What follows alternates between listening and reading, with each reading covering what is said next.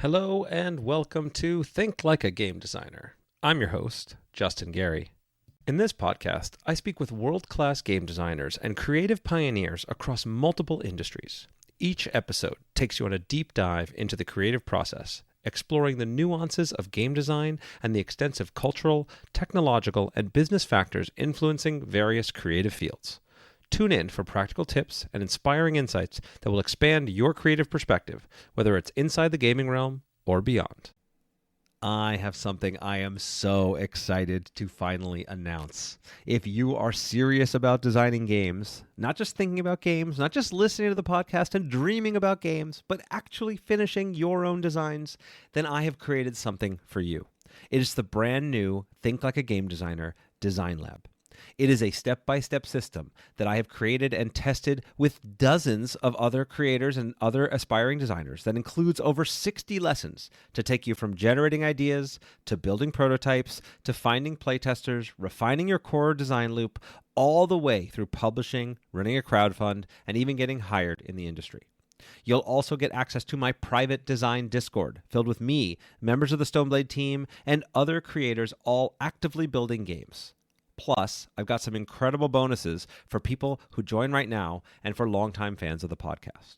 If you're ready to stop pretending and start actually designing games with intention, check out the Think Like a Game Designer Design Lab at justingarydesigns.com. In today's episode, I speak with my good friend Ben Seck.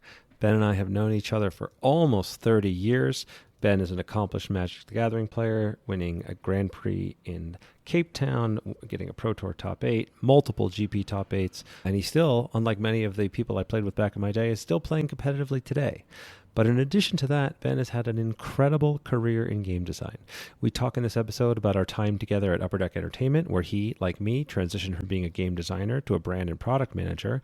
And then we talk about where our paths diverged, where I quit to start Stoneblade Entertainment. He, a couple years later, quit to join Zynga and learned all about the process of making digital games. And we go into the differences between making tabletop games and digital games. He then went on to work at Walt Disney, as well as King and Scopely, and is now the head of new games at Graham Games in London. He has managed teams of dozens and sometimes even hundreds of people. He's launched projects that have been played by millions, sometimes even tens of millions of players. And Ben's insightful attitude towards games, towards design, towards business, and towards life comes through in this episode. I always love chatting with Ben, and it's been amazing to finally get to share his insights with you. There's a lot of very actionable advice for you, whether you're just starting your career, whether you're managing people and trying to deal with a giant corporation, or just trying to find your way in a very difficult environment, maybe at an indie studio. We talk about all of that today. So without any further ado, here is Ben Seck.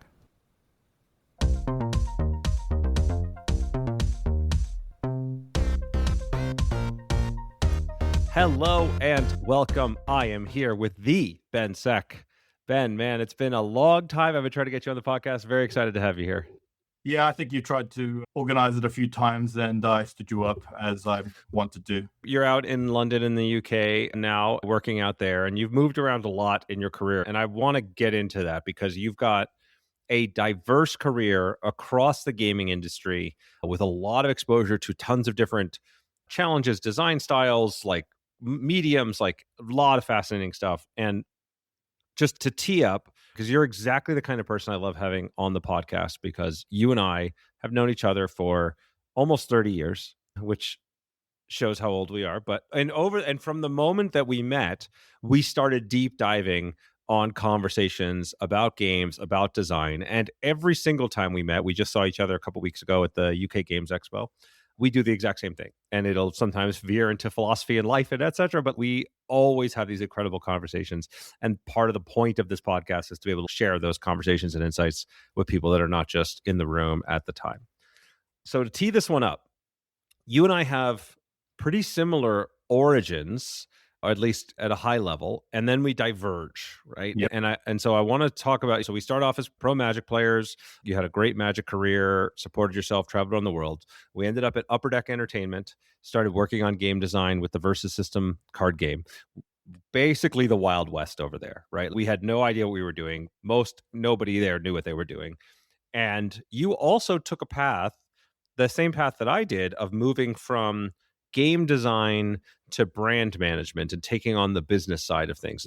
That's right as well, right? Because I think that Yeah, happens. but Yeah, I for mean, you. Yeah. and I think the reason I did it is again similar to the reason you did it in that I think at least in traditional paths there is a ceiling or a perceived ceiling, especially when you're in it, that your career can only be so successful just as a pure game designer. Now, I actually don't believe that as much like in modern day, but I still do think that your best path is to have a reasonable or very strong understanding of the business aspect of or the production aspect or some other piece that's beyond like just making the game or coming up with the game. But I do think because the game industry has grown so much, there is like a higher ceiling that at least I perceived at the time for what a, let's call it tier one or tier S, or whatever tier system you want to use, like game designer. And I think maybe in hindsight, I actually might have not have split that way, but actually I'm glad I have. And at least for my perspective, I've enjoyed knowing every aspect of all types of games and all types of game industries. Yeah. So there's two threads here that I find interesting. And there this reminds me of a fun conversation we had that I'll tee you up for, which is one, the value of understanding all the different sides of the business. I of course agree, right? I've been in every aspect of the business. I run my own damn company. I got to do everything, right? To some extent, I have to know everything. And I think that makes me understanding production, understanding marketing, understanding how you connect to your audience, understanding running a team, like all that stuff, I think makes me a better game designer. Now, I don't have as much time to focus on the pure craft of design, so there is a cost, absolutely, but I do think it improves your skill set more broadly.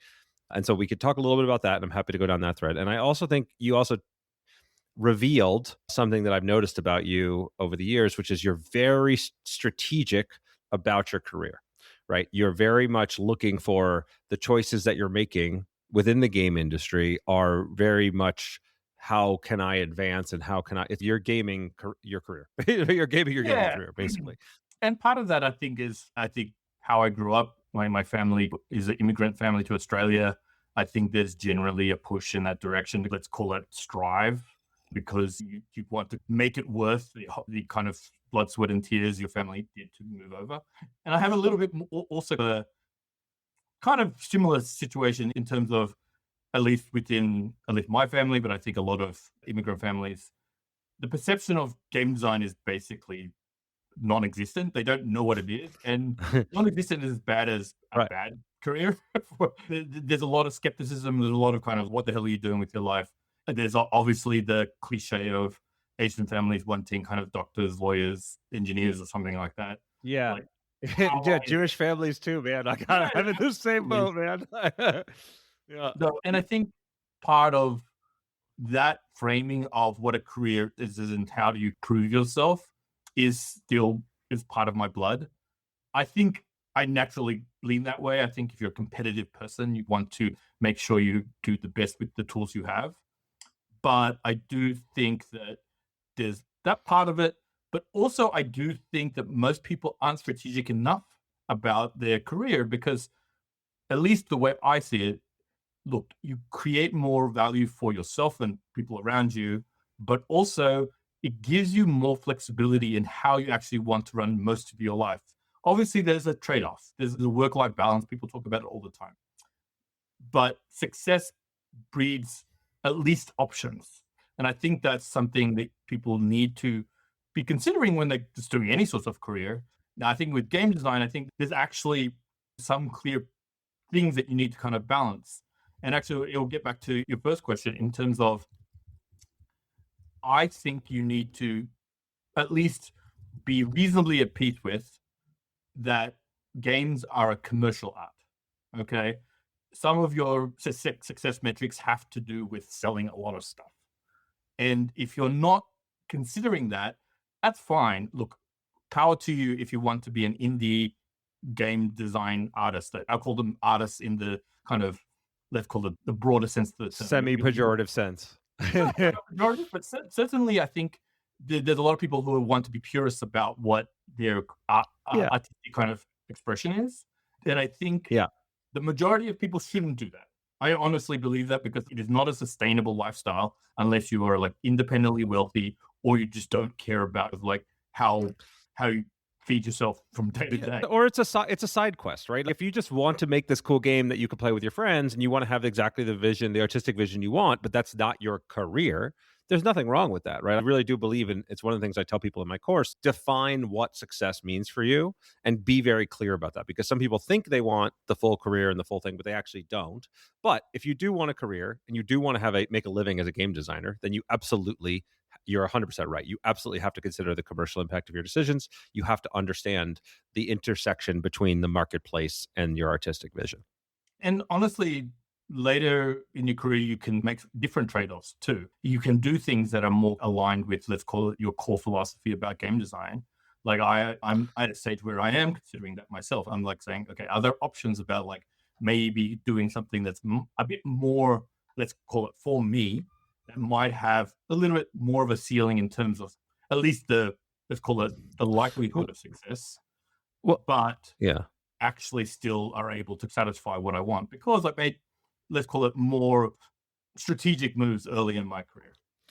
Yeah. So there's a couple things here, and I'm going to ask you to talk about how people, because there's a lot of people here that are aspiring industry, people that want to get into the game industry, people that want to make a living in the industry. So I'm going to ask you to give your like strategy tips, pro player tips. But I will say that the high level version of this is very much the same as a strategy in a traditional game, right? If you're playing Magic the Gathering and you want to get your resource advantage, you want to get your like overwhelming card advantage matters a ton, resource advantage matters a ton, and then could capitalize in any number of different ways to actually win the game, right? And so this is a skill that we were trained on at the pro level from an early age. And it's true, right? That money isn't everything, but man, oh man, does money make things easier, right? If you've got a lot of capital for it, just as the ability to have some savings allows you to take more risks. The ability to have a steady income stream, be that from games or from something else, allows you to try more stuff. So there's definitely value in that, even apart from the... How I got into kind of a lot of the career post Upper Deck is actually very much that decision. I made an evaluation after 5 years at Upper Deck that at the time, again, I was actually wrong about this, but I was also seeing a ceiling on, let's call it traditional tabletop gaming. I was like saying, okay, this industry it's why I got into game design, but I was seeing a lot of growth on like digital platforms, whether it be PC, mobile, etc. So I was saying, okay, I'm looking for the bigger upside, the bigger industry, and what is a way that I can leverage what I know moving into something that has, let's call it, more opportunities, more skill sets, just more growth personally. Because I will also, once you've been making, especially for a company, like games for, let's call it, at least 3 or 4 years, you do feel like you get into almost too much of a rhythm, right? The problem with the rhythm is that it doesn't force you outside your boundaries or doesn't force you to push yourself. And so I was like, okay, I'm going to start applying for things beyond tabletop gaming. I applied for a place that a lot of people wouldn't have considered. In fact, I didn't consider it, except for a colleague of ours, Dave Humphreys, who is now working at Wizards of the Coast, but was like a game design manager at Upper Deck at the time. And look, Dave's an extremely smart person. He's got a PhD. He's like in biology, or I can't remember exactly, but like but then he was playing these Facebook games that seemed incredibly stupid. I wanted like incredible, no skill. I have no idea why he was playing them. But then we were talking about it one lunchtime as, oh, these games are huge. And they were on Facebook. And this was a time where Facebook, prior to, it was just at the beginning of the social media boom. And so we're talking about like 2010 range. Yeah, right? 2010, exactly 2010. And so I think 2009 is when we talked about it. And there was a company making the best or the biggest versions of those games, which is called Zynga. Now, Zynga is now quite well known for things like Farmville and things like that. But I was like, you know what? I'm going to trust my instinct. If this company is big, I'll apply to there just to see what happens, right? Because I also was interested in Silicon Valley as a concept. I definitely like the idea of being in a much more tech-focused company.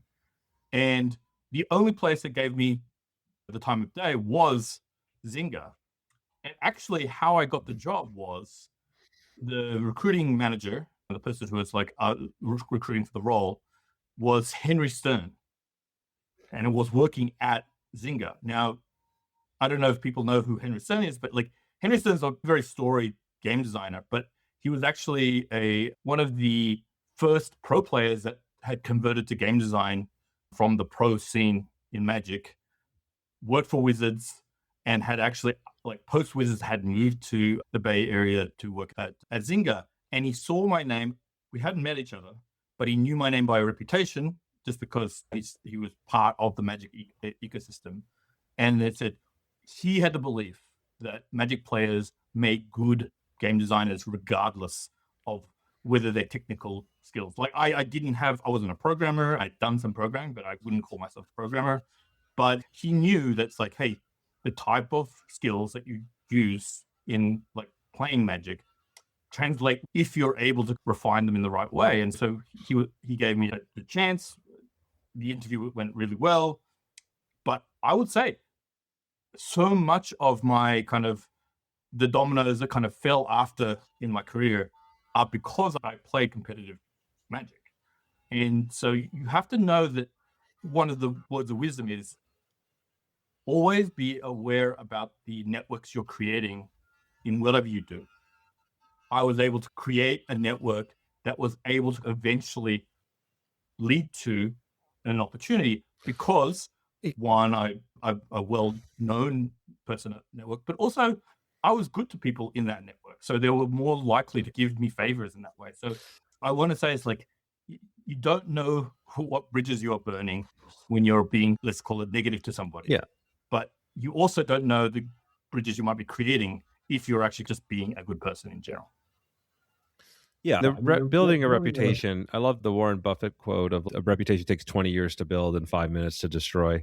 I may be botching it, but that's the gist of it. And there's no greater value than your ability to show up, be a good person, do what you say you're going to do, and demonstrate that over time. And then if you put yourself into a space where you surround yourself with smart people, and as much as possible, those people are eventually going to succeed and do things, and they will want you there because you've demonstrated that you're the kind of person that they want around. I want to dig into more about what you learned at Zynga, but first, my narrative took we've crossed over the period where my narrative takes a detour. I think I'm about 2 years ahead of you in this, where I become the brand manager at launch the World of Warcraft miniatures game, and then I quit at the end of 2008, right as the recession hits, to go start my own company and go do my own thing. Do you remember what you said to me at that time? I thought you were crazy, and I don't know the exact words. But I definitely know the feeling, because I was like, I didn't know,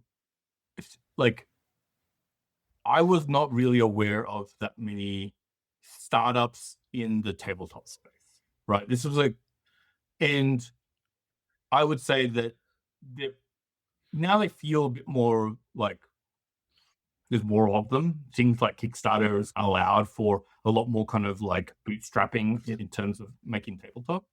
But at the time, it felt like it was just dominated by these it was dominated by licenses. That's what was a big thing at the time. And the second thing, it was dominated by just the bigger publishers, because, look, making tabletop games, especially back then, was logistically very complex. There's a lot of stuff and a lot of different types of things that you need to get put into a single box. I saw the pain that you went through trying to make World of Warcraft minis. There was so many kind of like decisions and concessions, and like, how do I make this thing viable for whatever the price point that you decided to go with? And ultimately, I think that was part of, I want to say, the failure of the product. I don't mean it's like the product was a failure, but like part of the reason why there was like, it didn't get as big as it could be was it cost too much the way that you did it, right? And that wasn't your fault. It was a lot of what Upper Deck could do. You actually reduced the cost. I remember you did so many things that made concessions or like trade-offs, or just were creative in certain ways. But ultimately, there just wasn't the right infrastructure within Upper Deck. And honestly, at the time, I think manufacturing overseas was just a little tougher, I know, at the time. And so there's a lot of kind of like friction there. I think now there's so much more fulfillment for manufacturing and just logistics. Oh yeah, everything's so much easier to create now than it ever was. Like, That's for sure. the conversations we had at the time were like, you complain about what you couldn't do. And that was really, I saw that struggle and I was like, why do you want to put all the burden onto yourself? Now, granted, I believed in your skill as a game maker. So that wasn't the problem. The problem was like, all the other stuff is, I'll call it not your natural skill set, at least wasn't at the time, right? You had moved into product management and brand management. Again, there's only like a year or so. It's really like you're betting in yourself. So I know how to do this. And I think it is very much a credit to your tenacity and your ability to learn things that it even worked at all. But also I think it helped that your first idea was very good. I think people obviously underrepresent how much luck is. I say luck in terms of, look, if you do the first thing and it's the right thing, it makes it feel easier. And Ascension being the first major thing that came out of your company kind of changed how hard everything else was from that point.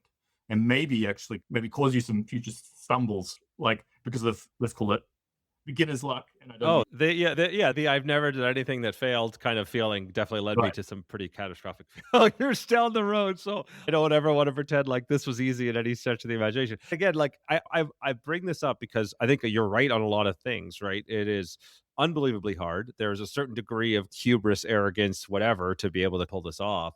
But I was very strategic in a different way, right? I took different calculated risks. Like I had learned enough during my time at Upper Deck, and as you said, struggled with a unbelievably difficult project, like the most complicated, most paint operations, most articulated pre-painted miniatures ever done, because Blizzard wanted its standards for the things. Like, so I made one of the hardest possible things you could make on somebody else's dime, learned a lot of things that way.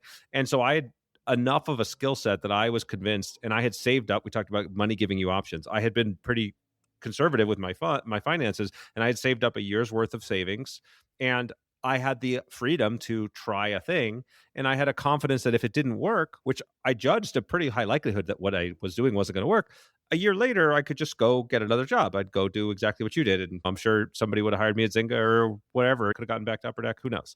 But so it was a different kind of risk taking and a different kind of strategy around the career. So I highlight it here because I wanted for the audience, like, there's not a right or wrong answer, but there are strategic ways to think about your career to mitigate risk and to maximize your exposure to luck, right? Because luck does matter a lot in all of these things, but you can, just like in a game of Magic, you could top deck the right card, the wrong card, but you can strategically play a game so that you maximize the surface area for positive luck and minimize the number of dead draws available to you, right? Or whatever, the number of things that could really burn you in a way. So all of my business strategy now is very much, and I just had this conversation with my team the other day. It's like, the core design loop is the principle I invented or codified, really. I didn't invent it. It's pretty common as a general thing, but codified for designing things, and it's basically how you quickly and you can iterate to learn what you need to learn to design a product. And the same is true for business, right? It's like, I'm trying to always, like, what's the minimum risk and cost I could spend to learn the maximum of the thing that is the most important to figure out as fast as possible. And then the better I do that, the better I'm able to move forward in my business and my career and all the things. Yeah, I'll give a personal anecdote, like a mirror to what you had. So firstly, I wanted +1, the period of time that you said, hey, I learned on someone else's dime. I think this is like knowing that every moment you can maximize just your personal kind of like development education about something. Like, when I went to Zynga, I knew nothing about making games in the way that they want to make games, right? All my experience was physical tabletop. Let me tell you, the process is completely different, at least at its kind of like machinery level, right? So I had to learn very fast. Also, I happened to be lucky. So literally the second day I think I was in there, they just gave me access to the database of all the play information, all the play actions. And it says, hey, make a feature for Mafia Wars, which is the first project that I was connected to. And what I did was I just leaned along on what I knew in terms of like Magic or TCGs or collectible games. And I just made essentially a collectible, let's call it deck building like mechanic in this game. And I was lucky, again, I had beginner's luck too, where it was actually one of the best and biggest features that they had done in kind of a while. Like they made $1 million on the first day. I was like, wow, this is like, you must be a god. Amazing. Game design. And part of that is pure luck, but also leveraging the fact that, okay, hold on. I can't try and figure this out all by myself, right? I need to lean on a lot of stuff that I had learned previously. And so much and I went through many like TCGs and other games at Upper Deck, and I just learned what wasn't working in terms of you need to have a very accessible, wide funnel kind of idea in design to really make sure that you're getting the most amount of people. And I knew that collectible kind of blind purchase, for want of a better word, like objects were really useful. And I just, I took all that learning and made a feature out of that. The idea was I was able to like use Zynga's dime to test if there was applicable knowledge from what I used to do to what I was doing. And it worked. And I think what I also learned was there's so many people involved in making like digital games who are willing to teach you and tell you what they do and how they do it and their principles. You need to be talking to everybody all the time when you feel you are at an information deficit. Talk to them, inquire, dig in until you feel like, okay, hold on, I can have a conversation with you about the thing you're doing. I might be able to do it myself, but I can talk about it in enough detail that it doesn't feel that I'm fudging it. And I think that's the thing. It's so many people, they work in their own silos, whether it's like, I'm good at this, I'm only going to learn about this. But the thing is, you'll do the thing you do better if you know how the people around you are also contributing to your thing. And if you're not doing that, you're like saying, okay, my thing is just by itself.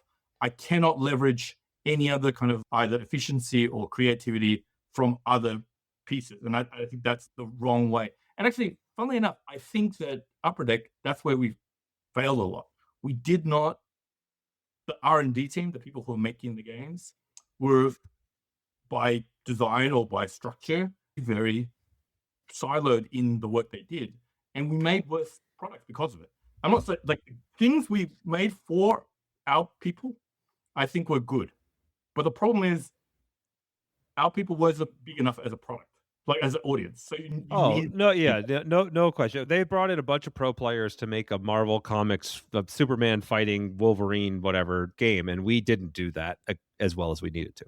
We did a game that was really appealing to people like us, and we did not understand our target audience. We did not like consider the different markets and mechanisms that this thing was going to sell.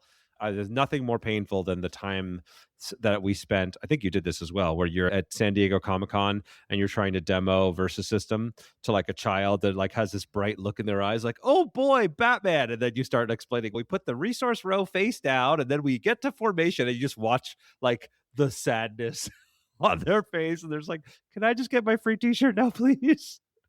I learned a lot that way. Yeah. Yeah. It's also because we have such a long period of like, we've immersed ourselves in games since the year dot, essentially, like most of us were play competitively. And I think we just don't naturally, unless you force yourself to understand, it's like, what if someone's just coming to games as an adult, right? What frame of reference do they have?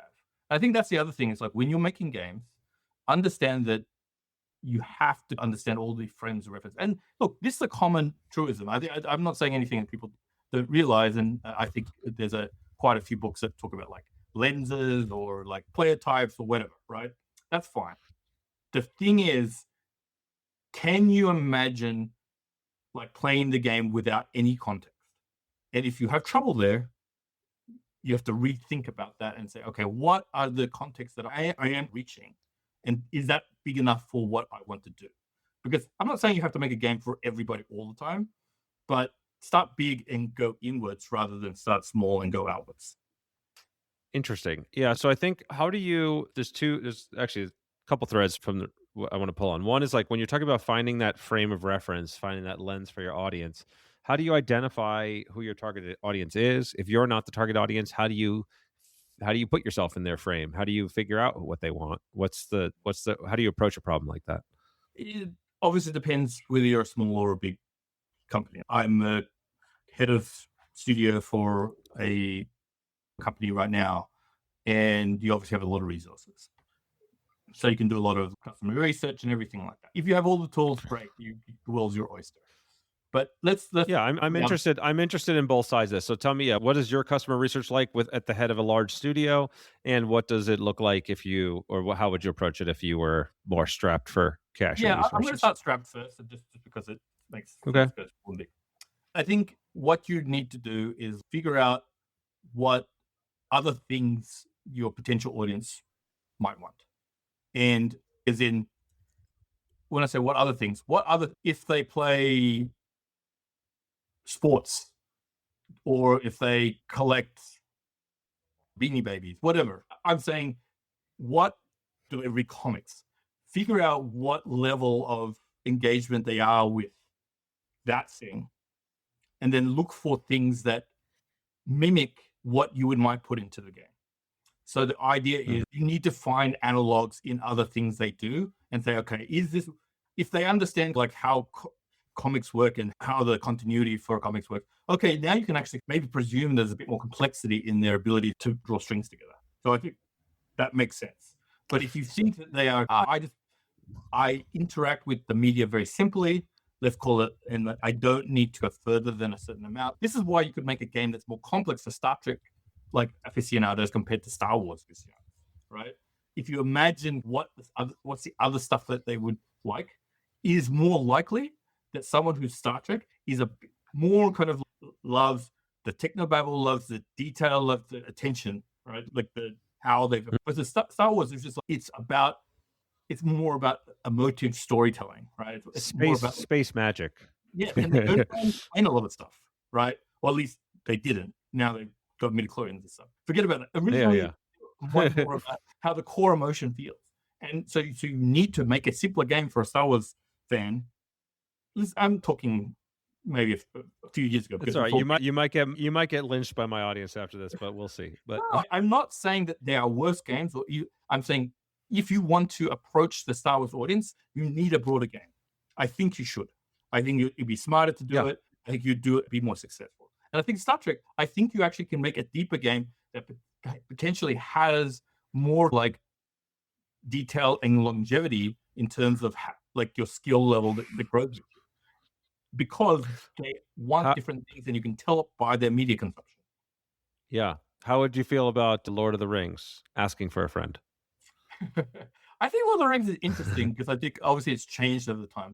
I think, let's say, prior to, like, you want to think about it in terms of phases, like at least before Peter Jackson made a movie, right?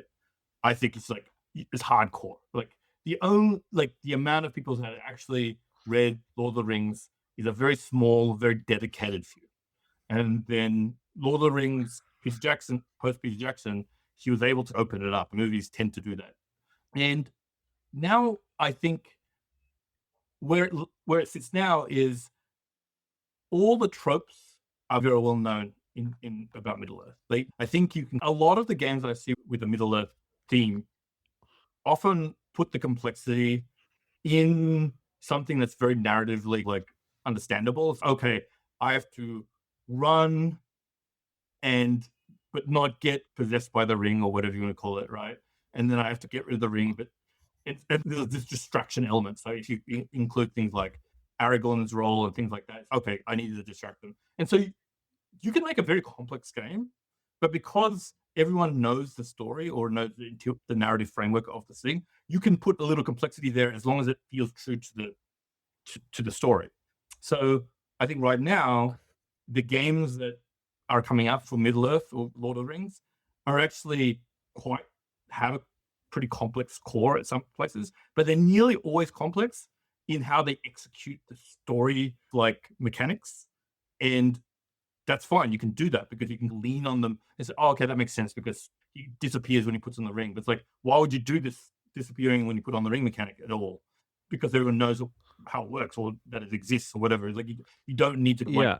teach them that piece. So I think you need to kind of Well, lean how well they know the source material. yeah, I think that's it. That goes into another.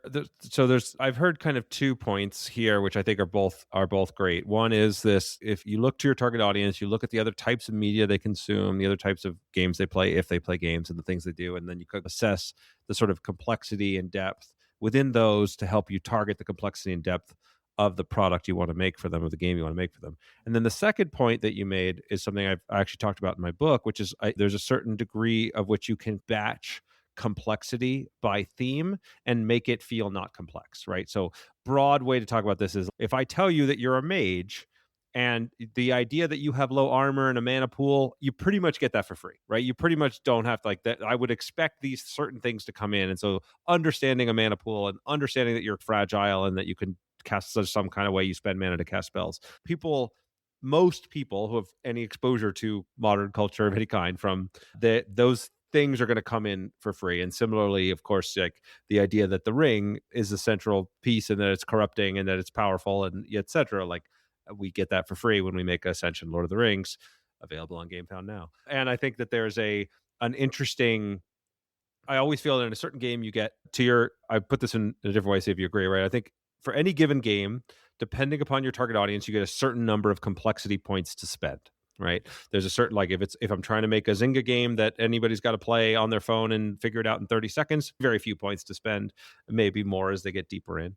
And then from there, when I'm trying to spend those points, a lot of times you can make these clever trade-offs where I'm going to use the story and the theme to make something that would otherwise seem complex feel totally natural, and you almost get it for free and get you a more efficient way to allocate your complexity. Is that a reasonable? Yeah, no, is totally right. And actually dovetails with something I think is important and people don't appreciate at least enough.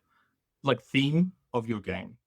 Like if you choose something that has, let's call it your own lore, and it has all this very specific stuff that you're creating, it will make the game hard, right? Like if it doesn't have very clear analogs to something that they understand, like you can still make some things like, oh, let's call it you make your own world and it's essentially an elemental world. It's like fire, water, air. Okay, cool. Now you have some framing there. But let's say you have these kind of factions, and these factions are very deep and rich, and you say, okay, this is what they do, and this is how the mechanics work. And it's like you're trying to do two things at once, trying to tell this story and teach your game. And I think sometimes, look, if your game is good enough that you can handle it, right? I'm not saying it's automatic failure, but like the more that you can be very clear, either with art or with names or anything you're using to give touch points that breed familiarity. Now, it doesn't have to be bland. It just has to be clear, right? You will make the game experience easier because some people are not going to engage with the game on the level that you maybe want them to, because you want to, like, I see a lot of game makers, they want to create an IP as well as a game at the same time. And I think that's really tough, right? And the other thing is, like, how do I remember things? Like, you forget rules as you play a game, right? And the less you forget rules, the better your game experience is generally going to be. Like, there's no worse game that one that forces you to refer to the rulebook multiple times during the game, because your teaching mechanism or your how you frame the rules is not intuitive enough. And again, Yeah. obviously, first few plays are always going to be a little bit back and forth, but the shorter that is, the better you're going to be. Yeah, I think that's right. And as someone who made an original IP for my original game with Ascension, I absolutely leaned in on tropes that people would understand, right? I've got my nature faction, I've got my mechanical faction, I've got my like evil ninja kind of faction, I've got the monks and the things, right? So even though there's a deep original universe and original world that I'm very proud of, I was very intentional about leaning on tropes that anybody would recognize, but then just giving it a little twist. I think trying to be too original can really backfire. That's true in game mechanics. That's true in theme. That's true in everything, right? The innovation is not in and of itself a good. You pretty much want to, as much as possible, lean on the stuff that people know and then bring them like one, maybe two innovations that like make the experience better, and then or more tailored to a specific audience. And that is going to be the easiest way for both for you to be able to sell your game and for the people to learn it and appreciate it, right? Most of the time you do an elevator pitch, it's like A and B with C twist, right? And that's about, you don't get much more than that usually to bring people in. Yeah. And I'm curious to bring this back into the lessons from digital games, like how much, because I think about how much complexity points I get to spend on like a typical hobby board game or trying to teach somebody a game at Gen Con, and it's like light years more than ahead of what you get to do when you're working on a digital game or you're bringing somebody into a Facebook game or whatever. Like, how do those principles apply, or how do you think about building those kinds of projects to be able to onboard millions of people or tens of millions of people or hundreds of millions of people, whatever those numbers look like? I think it's a little bit different, and I'm going to take issue with one thing in how you framed it. I actually don't think we have less complexity points. I think we just have a much let's call it a longer time frame or bigger time frame to spend them. And like initially, look, the change cost for a digital game is very low, especially in the free to play space, because nearly all of them are free to download.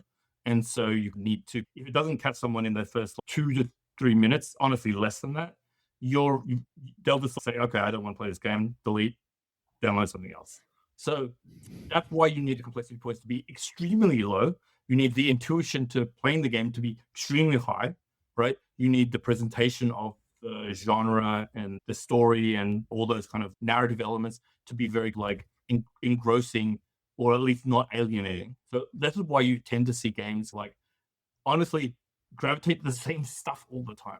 It's unfortunate, honestly, in terms of the creativity in that aspect of the game. But like the thing is, most people playing like mobile games or social games are using it as let's call it a distraction from something else they're doing. Okay, so therefore, you know that you actually have them for a while. You don't have your full attention because it's not meant to be something that they really digging into. It's not like paying $60 for a console game where I have all the costs, all the investments up front. If I don't like this game, it's $60 that I've just destroyed. So therefore, you need to reverse it. But these games are built in such a way that they need to actually have the player play for months and years and longer, right? So the idea is that you actually need to change the mechanics as you over that timeline.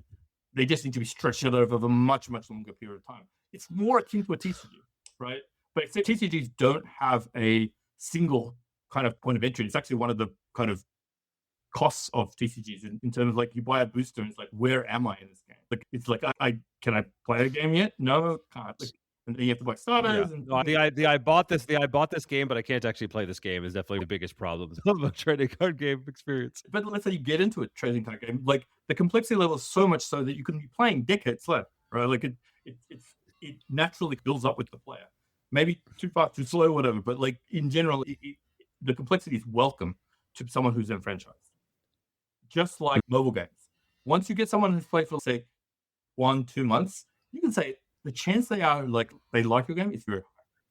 Therefore, the chance that you can actually add more complexity and actually bring out some of what we'll call more traditional kind of like mechanics of difficulty becomes more tolerant, right?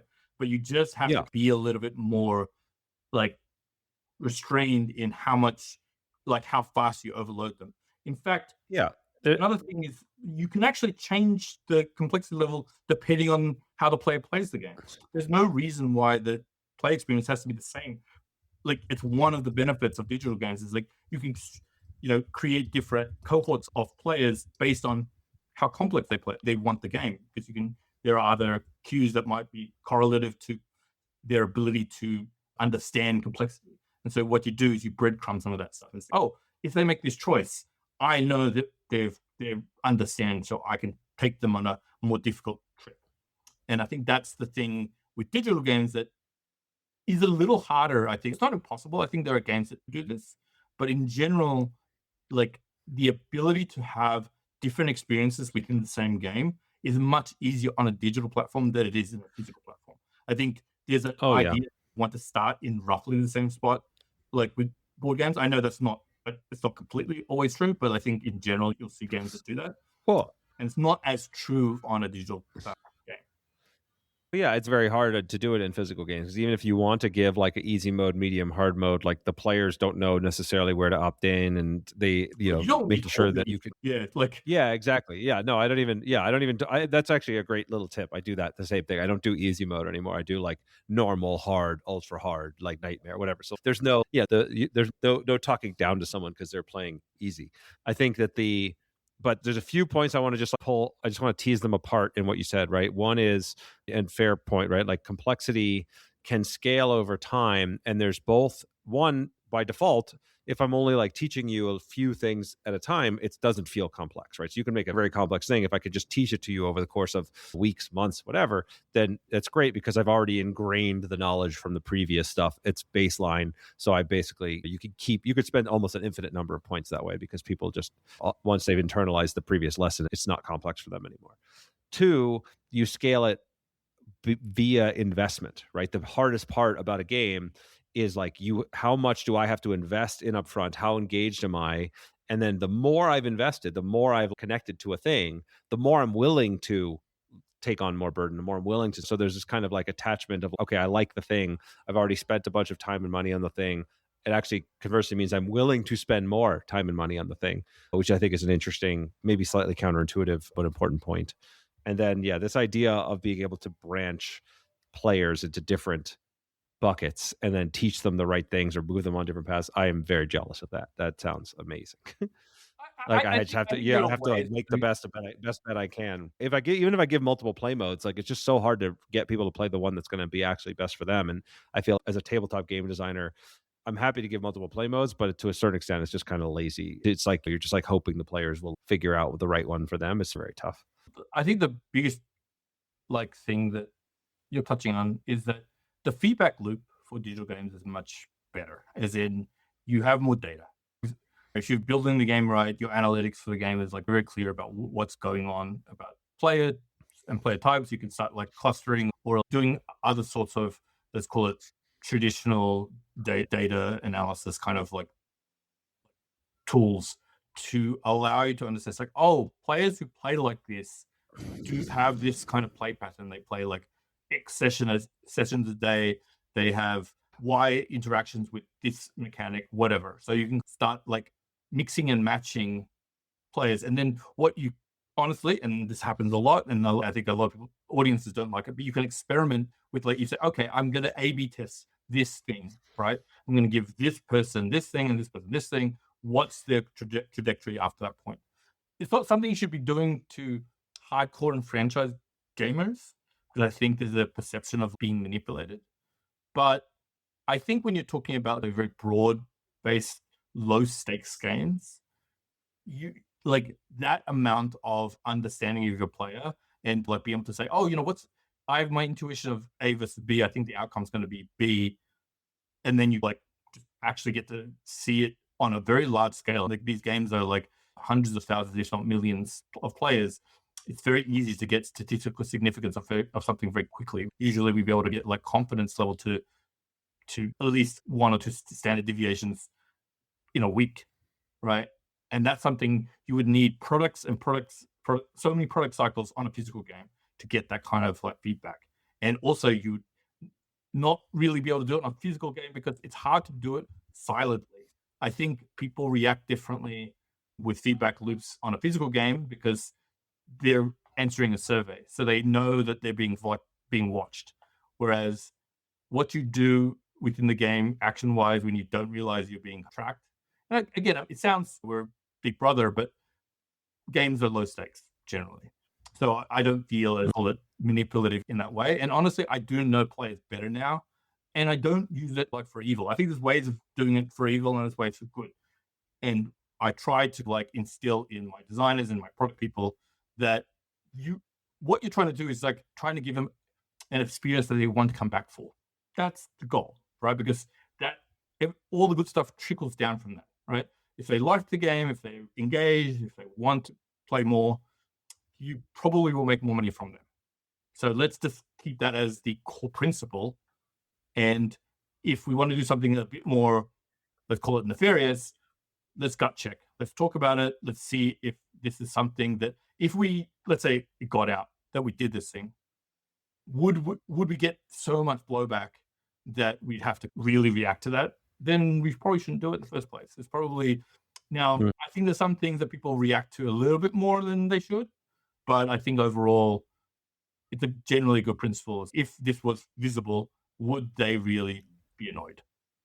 Yeah, my rule for using game design tricks is like, for me, I just have to put myself in the customer's shoes. Would I be okay with this as a customer? Would I feel like my time was well spent and I was being respected and treated well? Which may not be right because I'm not necessarily this sort of casual audience, but that's been my North Star for how much I'm willing to use whatever quote unquote manipulative mechanics. Just to look back to, I think, the initial thread that we were talking about, it's like how do I define like audiences as a big company? We talked about the little ones. And honestly, it's just a lot of market research. There is quite a lot of data out there about player types. So what we can do is we do fake ads that kind of, and we examine click-throughs. We do lots of like gameplay examples and check how people are reacting to them. Like there's a lot of ways that you can do on the kind of performance marketing end, and it's paid ads, right? Especially obviously buying an ad that you're not doing a product for can be costly. So a lot of times you'll be looking at, let's call it developing nation like audiences where the ad buys are a bit cheaper, things like that. But what you're trying to do is get the wisdom of the crowds in terms of, oh, this is something that they're willing to say, I intend to install.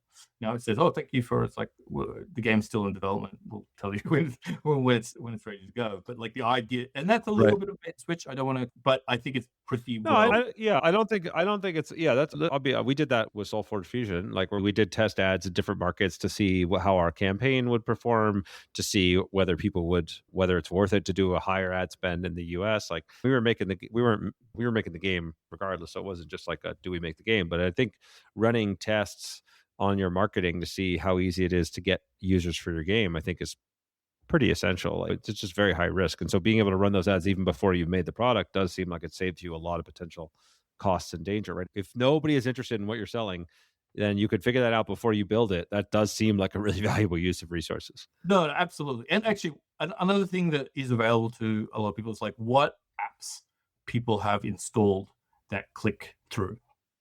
And also, I'm part of a bigger game company that has a lot of games. So we get to see what type of like apps you have installed. Do you have Spotify? Do you have Netflix? Whatever, right? And we're able to get like some high level information. A lot of stuff is like disaggregated, so you can't actually tell who this person is, but you're able to kind of see some trends there. But the important kind of exercise I always do with my team is try and like actually personify these people. Like, and I think this generally happens with a lot of consumer insight, but like you say, okay, is this a gamer or a soccer mom or like a 9-to-5 worker or whatever, right? And you say, okay, cool. Imagine you have this person. What's their lifestyle such that they will play your game, right? And so you see a lot with mobile games and casual games. It's like you say, okay, they're dropping the kids off at school and they're getting a coffee and they're waiting in line for a coffee. Okay, now then they have to do some work and they have lunch break and they're scrolling or playing while they're eating their lunch, and then they do blah, blah, blah. And they try to create, let's call it a realistic kind of like cadence of when they might play the game. Then you've got to make sure your mechanics or your play cycles match that cadence or match a cadence of a potential player, or allow the player to play in a cadence in a way that actually works. So if you don't have that, right, like it's like you can make these kind of, early on, a lot of resource management games just had these kind of weird timers and timings and stuff like that. And the ones that failed were the ones that kind of made you wait an hour Because an hour is a terrible amount of time. Because like when you choose to do something and then are willing to come back to the same thing in an hour, it doesn't fit any sort of lifestyle that anybody does. What you should do is things in 3 hours, 6 hours, things that feel like natural points, because like you have an interaction, breakfast time or whatever, and you say, oh, okay, lunchtime is going to be about 4 hours, 3 or 4 hours from now. Make sure that the next thing is ready in 3 to 4 hours. And the next thing is like ready before bedtime. All that stuff is like, it feels like it's obvious, but actually I don't think a lot of game makers go through that process. Is my game livable? As in, can I live with it? Do I have a lifestyle that matches the game?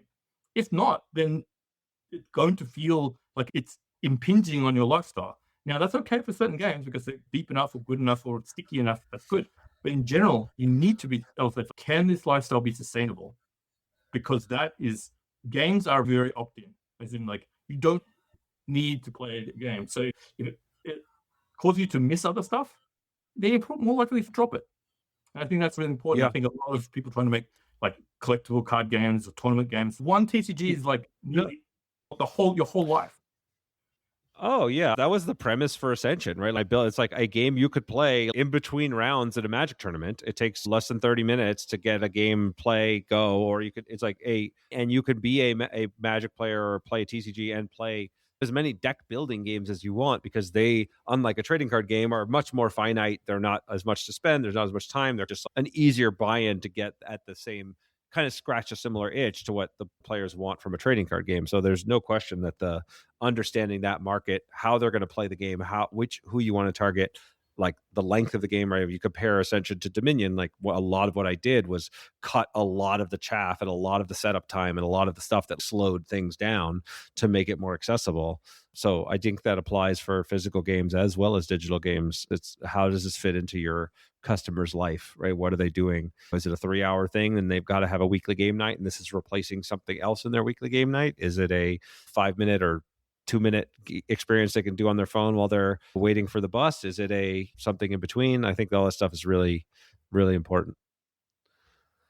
I'm curious about things. I don't know what your current office setup is, but you talked about the process at Zynga where you didn't really know digital games at all. You brought your background from tabletop games and Magic career, and you were very much had conversations with everybody, absorbed as much information as you could about all different aspects of the business. And since then, you have worked at pretty much every major mobile game studio, as far as I could tell, Scopely and King and Disney, and now your current studio. And you absorbed presumably a lot of great information across the board and shared a lot of great information as you've grown in your career.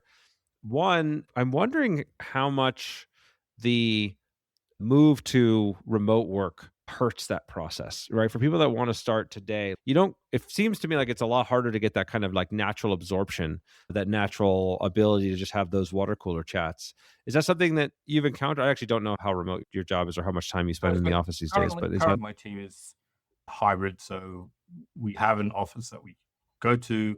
We're all located, like, let's call it relatively close, with an hour or so of the office, and we go in. We have 2 official work days in the office. I tend to be there 3.5, let's call it, as in, when I say 3.5, it's more like 3 or 4, right? Not 3.5 days. Yeah. But also, so I think it does hurt. I'm not saying it's not surmountable and maybe the benefits outweigh the costs of that. I do think the loss of the water cooler, or the loss of just being able to duck your head over the monitor and overhear a conversation and kind of like either just listen what they're talking about or to add some context there, I think that is something that you lose a lot. Now, I think there are ways to mitigate. As I would say, the most important person to mitigate this is the leader of the team. Okay, so they need to be able to create a culture that is inviting enough that people want to be in the same space all the time. Okay, so yes, you're like, when you do 2 days, but actually in reality, I see a lot of people 3 days, not because I force them to. I say, hey, if you have stuff or you want to work from home or if you want to focus on something, please work from home. These 2 days are there only for coordination reasons and for socialization reasons, right? So it's, hey, we want to hang out, talk over lunch, or we have some crucial decision making or crucial reviews or something like that. But you don't want to have a workplace where you're trying to avoid the workplace. I think that is a bad idea. And I think that is something, and you're talking about, are you able to do things like brainstorming or like other kind of, let's call it freeform thinking? You have to give room for that too. So we actually have brainstorming Zoom meetings, and we do use tools like, sorry, I forgot, I had a brand. Like Miro, like whiteboarding tools. Yeah, Miro, Yeah. like very much one that we use a lot. And you need to be able to like have those tools and use those tools to basically facilitate that, but also make sure that they aren't very guided. I think that's the other thing. Like you tend to have meetings in like remote situation almost for a reason. You're there to do something and to have an output or an outcome. You need to have these meetings that, again, are optional, but allow for a little bit like organic like thinking, because if you don't, you lose that kind of, let's call it spark that you often get just chatting to someone. So often I will have these meetings like, hey, this meeting here, like I'll if no one turns up for 10 minutes, we'll cancel it, whatever. Who cares? If you make it like interesting, if you make it engaging, if you listen as much as you say, this is a way to like bridge that gap. Because I do think there's a lot of value. Look, office costs are expensive. I think especially if you're a small operation or whatever. So there is a lot of value. So if you need to, not have that, totally fine. But be aware that one, culture is important. So you need to have your leaders like setting the tone.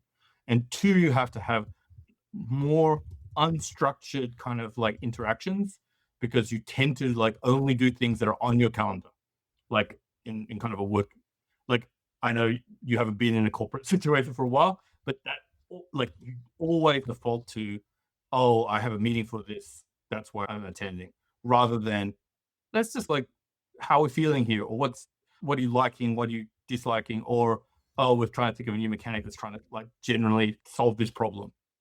Those things need to be more unstructured to feel that you're not losing that kind of, let's call it big brain thinking. Yeah. No, I could not agree more. And I actually think about this a ton. Like, how do you set the culture? How do you create a environment where people feel free to freeform share ideas and try weird things and create space to be their weird selves? And then how do you make sure that gets absorbed by default to the new people that come in, right? Especially my team's not that big. We're whatever, 12 to 15 people, depending upon the project and the time of the year or whatever. But so I could still know everybody individually and interact with them individually. But as we scale, that point of, we're right at that edge in my experience of that 15 to 20 range where it's okay, now there will be people who I don't interact with at all throughout the course of a day. And I need to make sure that the culture is strong enough and the rituals are strong enough in everybody that exists to be able to cross that boundary without losing the thread or getting. I think that culture is the key to growth. Again, speaking as a small indie guy, not as, I actually have no idea. How big is your company team nowadays? My studio is about kind of 170. The team I work with on a kind of like a regular basis is like 25. Yeah. But I would say that I'm responsible for about 80 of those 150 in terms of like either mentorship or some sort of guidance. So what else have you learned about how to lead teams at scale like that? You obviously creating that space to set the culture, creating some opportunities for people to learn from each other. You talked about setting up ideas for how they can understand their audience and personify things. What else would you say you've learned about leadership at scale?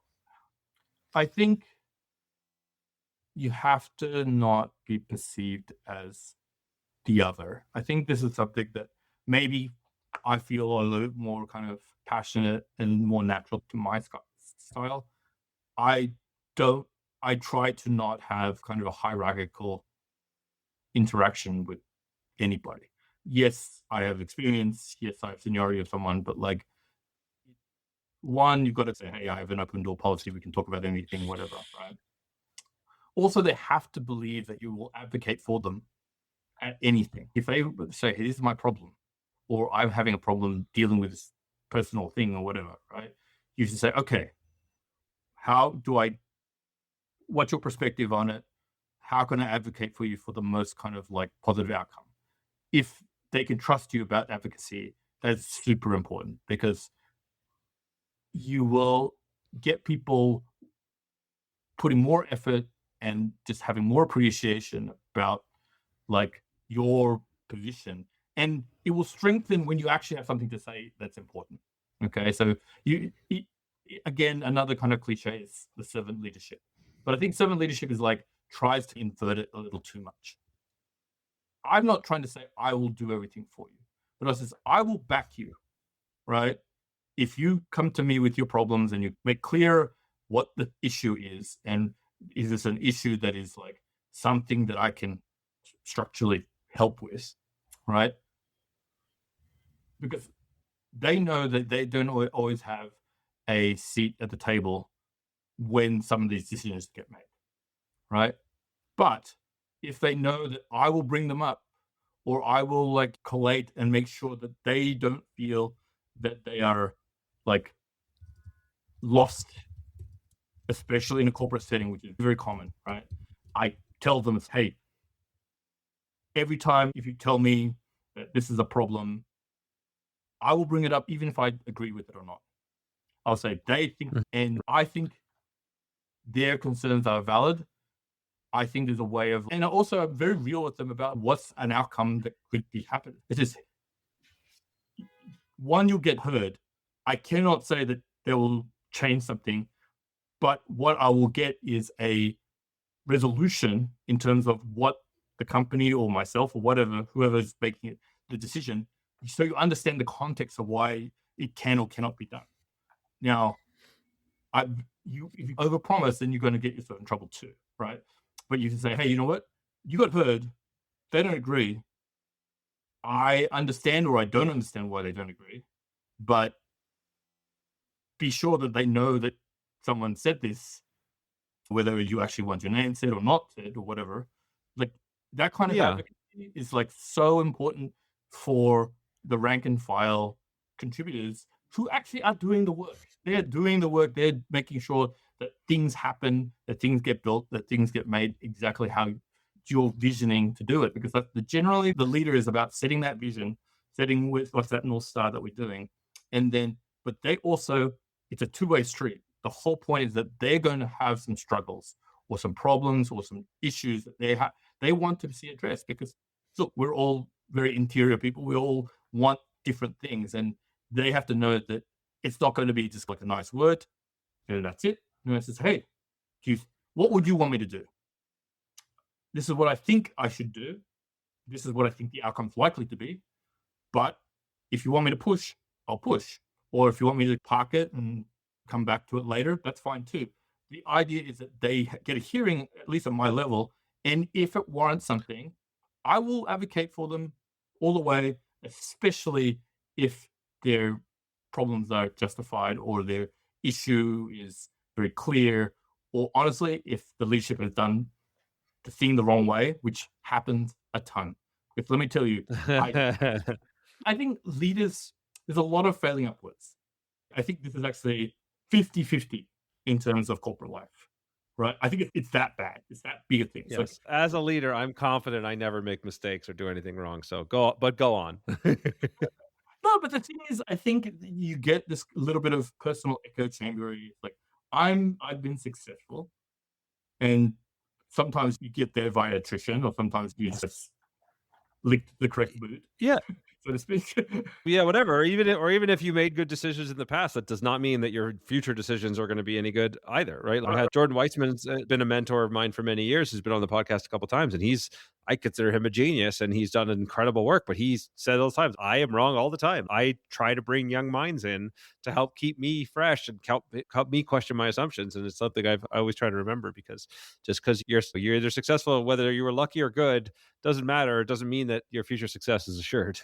Yeah, and also you've got to make sure that there isn't, like, even the people who happen to be a bit quieter are seen. I think that you often have, look, the game industry runs the entire gamut of personality types, but I would say there's quite a lot of people who are like natural introverts. Yeah. And introvert being an introvert doesn't mean that you have nothing to say. It means, Oh, it absolutely. right? And often you're just like choosing the right time, or you're just keeping it internal, and you don't want to force them to be uncomfortable. But I think as a leader, you say, "Hey, I know you don't always speak up, and that's fine. You can please, but when you do have something to say and you don't feel you're heard, let me know, and then we can either make sure that I'll just say, hey, I believe this is the right thing, or I've people have said this, or whatever. I can like, Yeah, not I on my think that that ability. Yeah. yeah, go on. That ability to make people feel heard and to show that you really care, right? And that their interests are your interests. You care. That's not just about, obviously you run a business, they have to achieve certain goals in the business, and that has to be a priority. But you still have to, as a leader, show them through words and actions that you genuinely care about the people on your team, and they will feel that.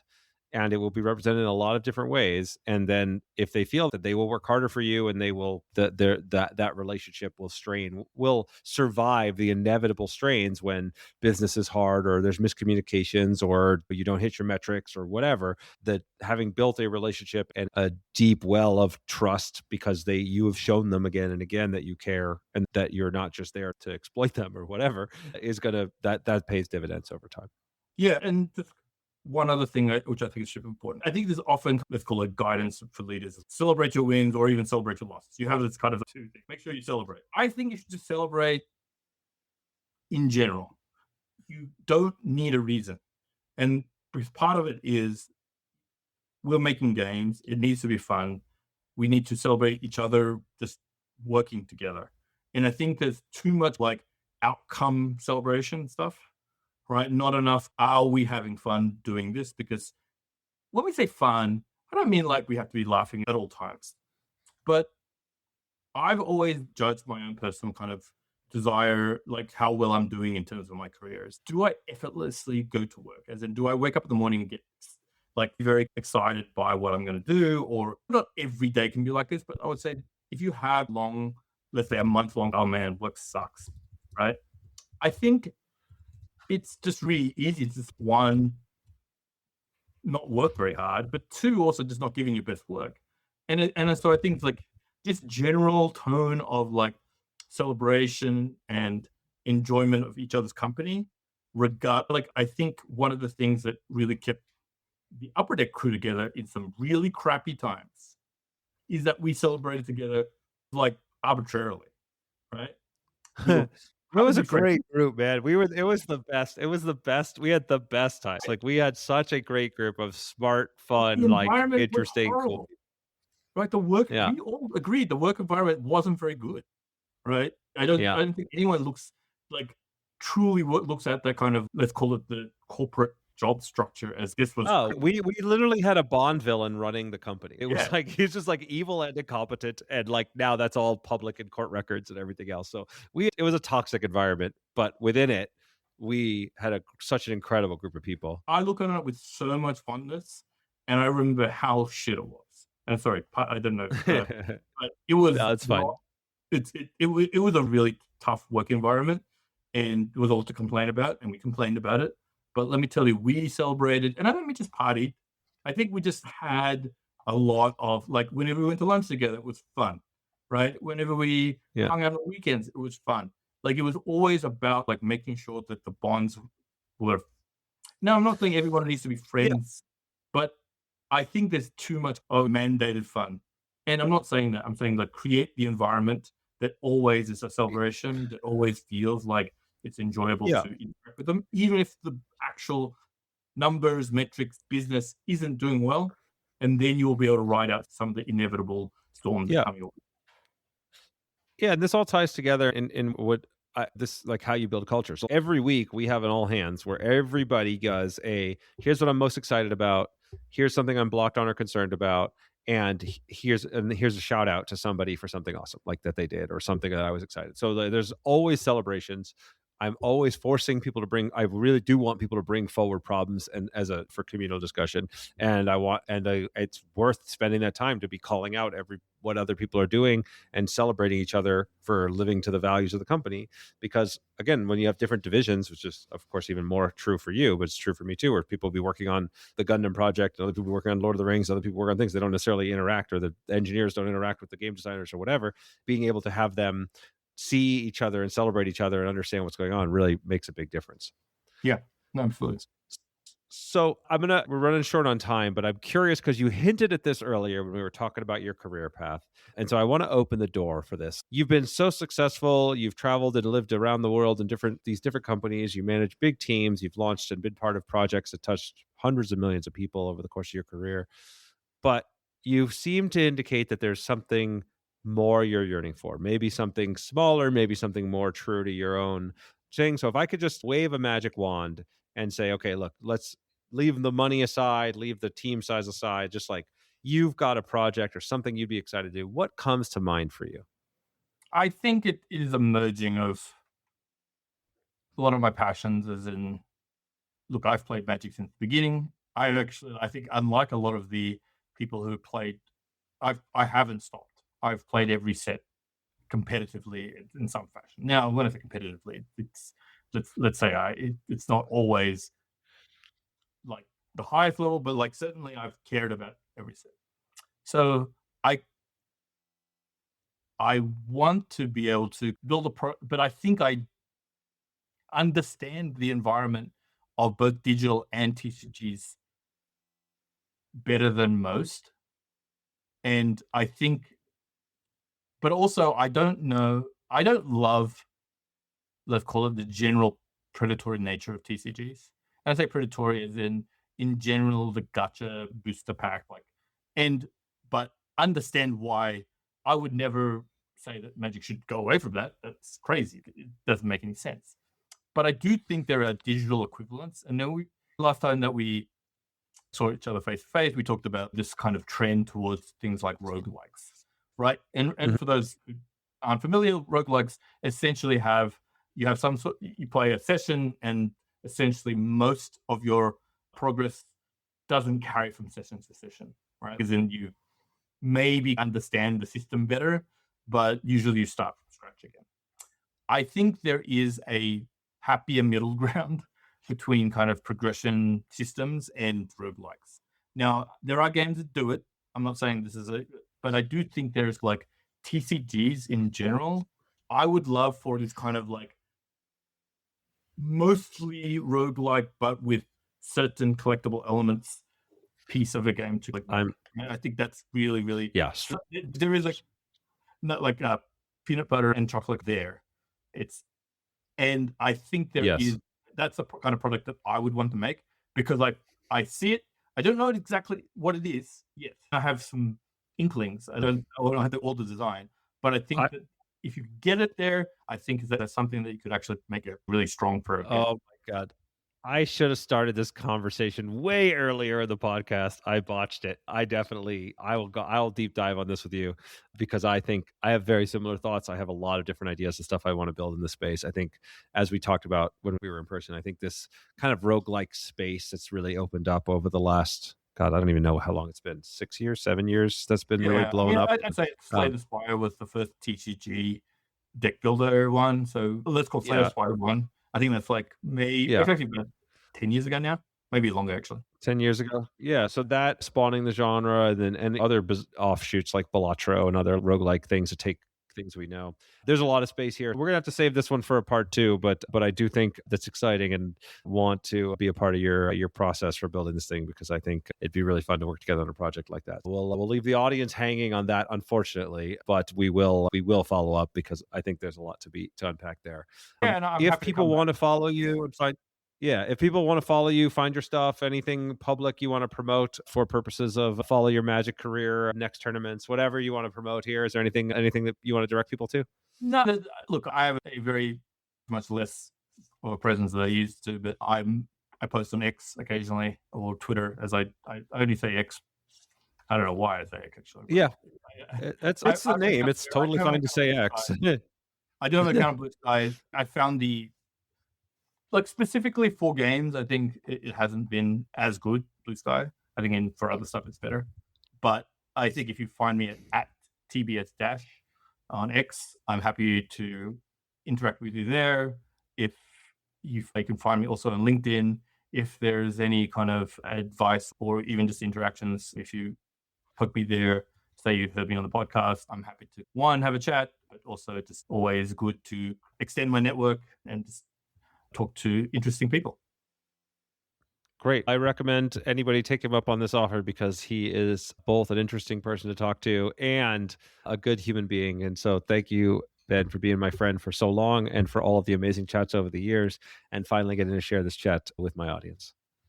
Okay. Thanks a lot, Justin. Game design is a craft. And like any craft, it gets better with structure, feedback, and repetition. You're able to learn better when you're surrounded by like-minded people who support each other and lift each other up. The Think Like a Game Designer Design Lab is designed to give you all of that. Over 60 lessons from idea to publishing, a private game design Discord, and exclusive bonuses for those who join now and have been longtime podcast listeners. It's also the lowest price I've ever offered these exclusive lessons. And so you don't need to wait for a new class or wait for another opportunity. This is the opportunity. If you're ready to level up, if you're ready to build a career that you're passionate about, build the game you've been dreaming of, this is your time. Go to justingarydesigns.com to learn more. And thanks for listening. Thank you for making this show possible through your pledges, podcast reviews, and enthusiasm on social media. Without your help, this show would not have been possible, and it's incredible how our community has grown. If you'd like to support the show and get access to more exclusive content from me and my guests, I recommend checking out justingarydesigns.com, where I've got weekly articles on game design and creativity, along with show notes, lessons from the podcast, and more exclusive insights to help you with your creative projects.